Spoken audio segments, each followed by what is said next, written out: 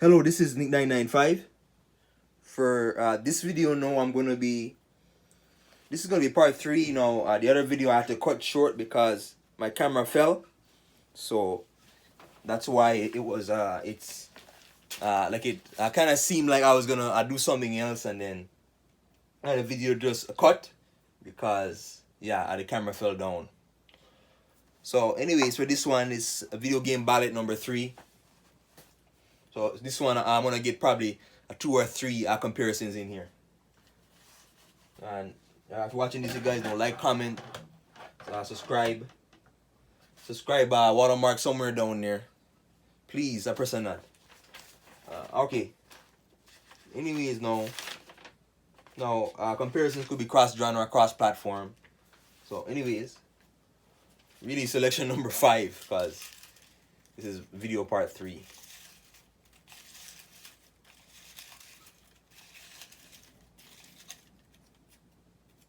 What's this?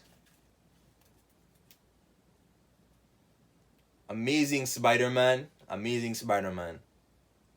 Can't really see it so good, but Amazing SpiderMan 1.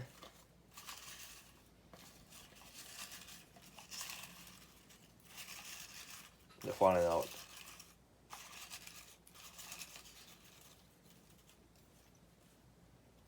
Oh, GTA 5. Oh no. Oh no. That's gonna be a mismatch. GTA 5, where is he at? Me, it's Spider-Man, yeah.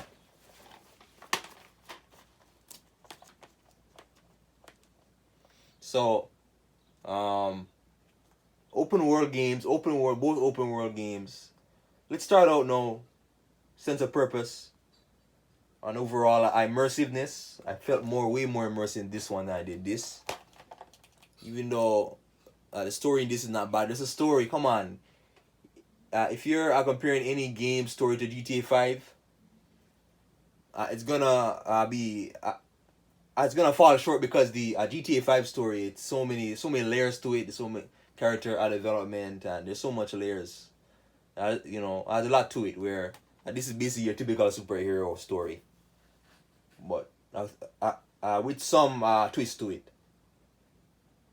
Kind of changes up the Spider-Man character a little bit, the cross species element with, but now, so again, these characters are more. I care more for the characters, and obviously, Tobey Maguire not being Spider-Man anymore around back in this time 2012, it was kind of let down because I really missed that the voice actor of him, Maguire, he did a perfect job. But just Michael Franklin, the dual protagonist, and you get to see the world through their perspectives. And there's government. There's so many themes to it too. Government control, and it's kind of a depiction of the society around 2013, and Los Angeles, and this world feels so real. It feels so real, like you're living like in that world.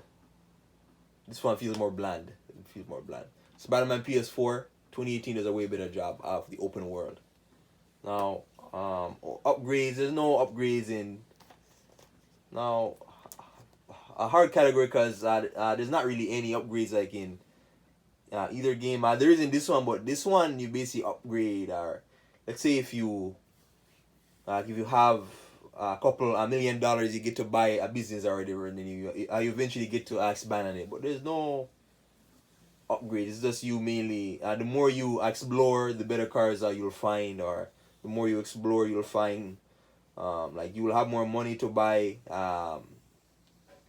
different fashion clothes. There's so many different types of clothes and all that, and hats, sunglasses, shoes. So yeah, but I was mainly upgrading through exploring. No, it's upgrading. No, you can't upgrade your cars. Obviously, you do upgrade your car so you can make the car faster, more armored, and customize it. Just customization. So customization gets the edge in this. But this has upgrade where you upgrade. This basically you upgrade health, and he has the slow down time perception where he slows down time. He can scout the area. It makes the game very easy, but there's combos and there's webbing. You can web faster and all that. Yeah, stealth. You do stealth more quieter. So more array of array of upgrades. I can't talk. I can't talk. So yeah, I can. So this is mini upgrade through customization. Side missions, tons of side missions, endless. This one doesn't really have side missions, mainly a generic. Go help this person out, and they're gonna have. You're gonna go to a citizen. They're gonna have a complaint. You gotta go find out what the disturbance is. But this is strangers and freaks. There's tons of side content you can do. In this game, you can basically do like there's a tennis. You can do tennis. You can do swimming. You can do bike riding. You can do what's the one called it? Plane. No, like where there's plane races or something like that. If you're playing online, there's helicopters. There's a submarine going underwater, strip clubs, all that. There's all sorts of things. But this one doesn't really have the side content. So this gets the edge way more in this one. What's it going to be again now? Mechanics overall. This being a slightly newer game by 1 year. Mechanics feel more smooth. But that's this one though, obviously, you meet Spider-Man, you're more agile so you can move around the world quicker. So... yeah, like overall, this is just funner. This is a funner game, more immersive. It's just and it's more a sense of. But really, this one has more sense of challenge, but because this one, that's mainly. How can you make a GTA 5 game, Grand Theft Auto game hard? It's not. They're all relatively easy. Story mode, I'm talking about. They're all like very easy games. But with this one, you can die. If you're not careful, you'll die a lot. You can die boss battles, and there's different cross species and all that. So yeah, next one. So a GTA 5 gets the win in that one.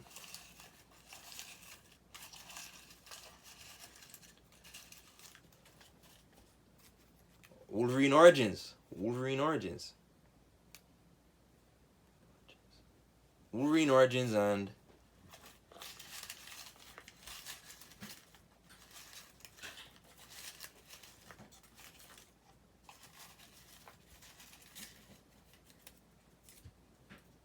SpiderMan PS4. Oh my gosh.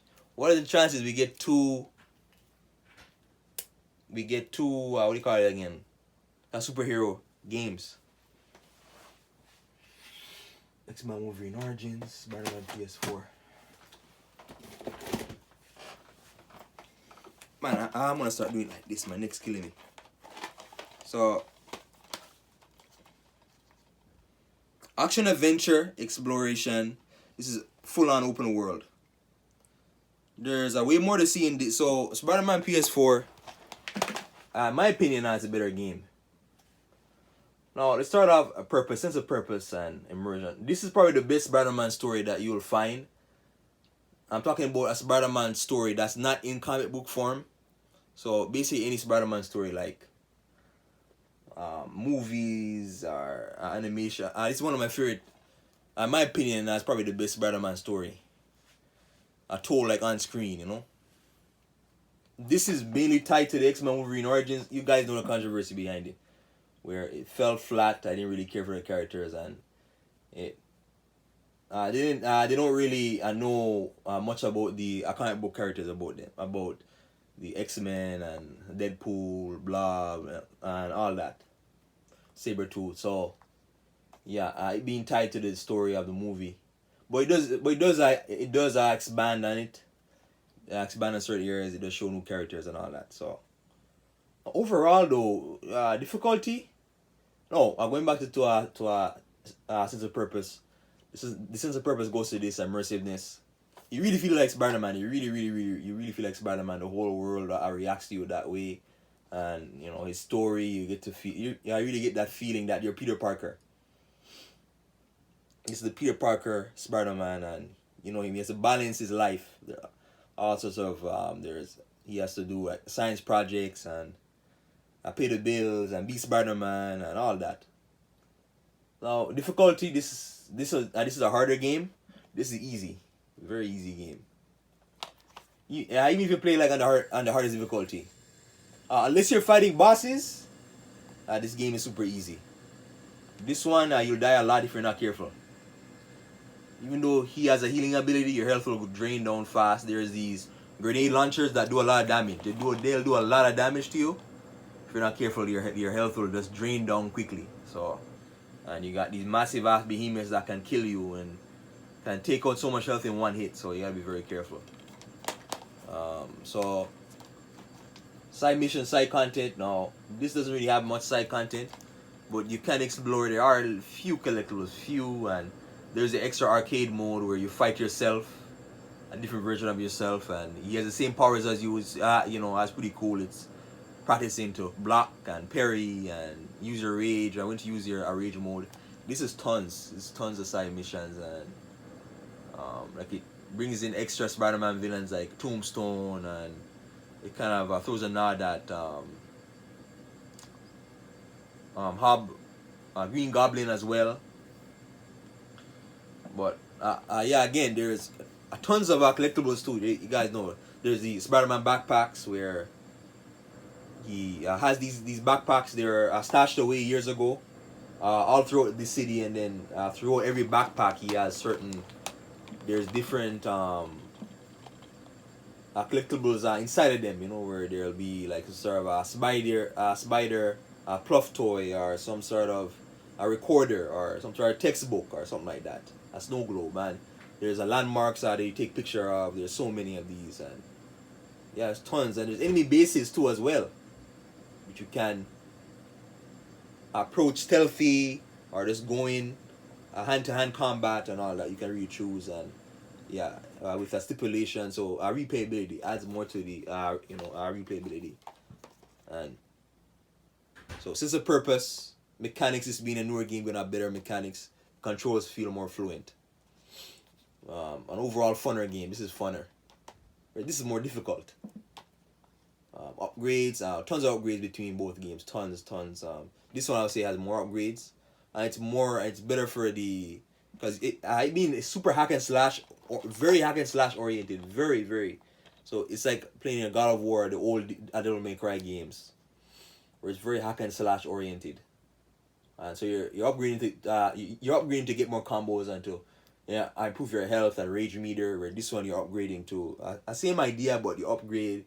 There's spider gadgets that you get, right? So there's one where like a zero gravity spider gadget, so it makes the enemies within like a small area, they'll be floating up like in the air. That's pretty cool. And there's other ones where there's an insta web, where once the web touches the enemy, they get webbed up right away, and then they get kind of paralyzed to the web because they're stuck in the web.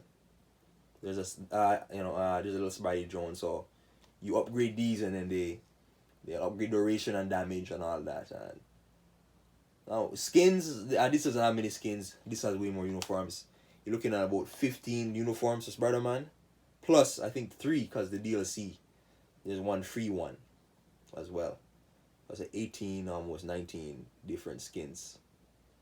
So yeah, overall the edge goes to this: more customization, better upgrades in this harder game, but more immersive, better sense of purpose, gameplay is better, and more replayable. I'm gonna try and do one more for this video. One more.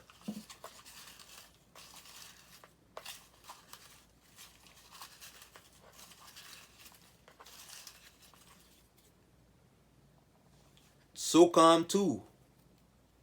I need to write these better. SOCOM, is it SOCOM 2? SOCOM 2. Oh, they're falling out. Damn.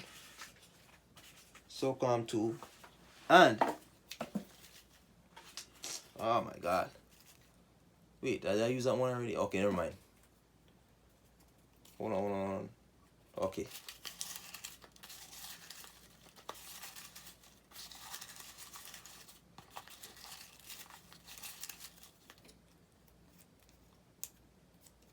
Oh, so 2 shooters. Battlefield by Company 2 and SOCOM 2. I have SOCOM 2 here.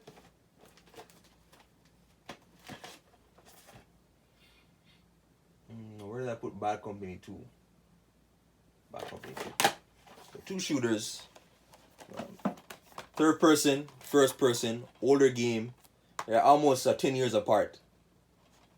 Or no, 7 years apart. So obviously this one's gonna have better mechanics. movement mechanics where, yeah, oh, a sense of purpose. Now the goofiness now, this one, the campaign, this isn't as good as one. Bad Company 1 has a way better campaign, but I like the campaign in this. This is more of like a special ops where it's kind of a depiction of the Navy SEALs or what it would be like to be a Navy SEAL. So it's really showing you that, and so you feel more immersive like when you're playing the campaign. It feels a lot more immersive. Let's go into now sense of purpose. Now again, for Bad Company, the characters, they have more life to them, I would say, because they're basically, like, if you guys know Bad Company 1, they have Sweetwater Haggard and what's that guy's name again? Redford and your main character Preston. So they all, their personalities clash. They all have different personalities, and they all got to be forced to work together. As the military, that's the military. You meet like all sorts of different people that you have to get along with. Mechanics, sense of purpose, difficulty. Now, it's difficult. It's hard to say. This one, you're like a bullet sponge, but and online you can die quickly. Same with this. I would say they're both equally hard, or medium difficulty, but if you're not careful, you can die easily, like in both of them. Side content now, I'd say the missions in this are more replayable. Plus, you got multiplayer. You got multiplayer in this, but the multiplayer array, it's so many layers to it where like you be playing the same thing over and over and over and over again. It has that addictiveness. It's more addicting, the multiplayer. And again, but just I would say for this, the campaign just more replayable. Just more of a replayable campaign. And it's one of the first shooters that I ever played, though. This one is one of the first ones I ever played.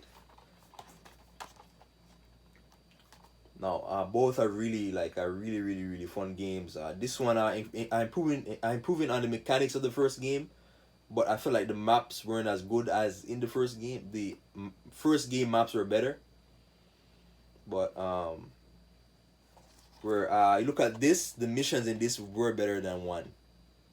So this one is fairly weaker than the prequel, but this one is better than its prequel. SOCOM 1 I felt like had artificial difficulty where it's very annoying difficulty. There's endless waves of enemies coming at you. This one they fixed that. Where this one the maps took a hit, but yeah. Upgrades. Now there's no the more you progress throughout the story, and the more guns you can get. Like there's more machine guns or a sniper rifle, assault rifles, or silencers.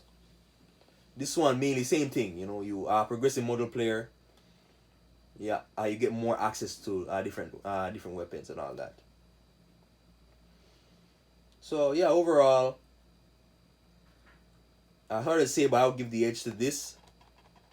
The multiplayer, but I would say the multiplayer in this is better. But the story is because it's more replayable game and it's more memorable to me. I would say this one gets the edge. But they really need to make another Bad Company. I say every time I talk about Bad Company, EA, come on, make another Bad Company game, Bad Company 3, and same thing Sony, make a SOCOM 5. I believe SOCOM 4 was the last one they made. Make a SOCOM 5. Anyways, that's it for this video. You guys know. Thank you.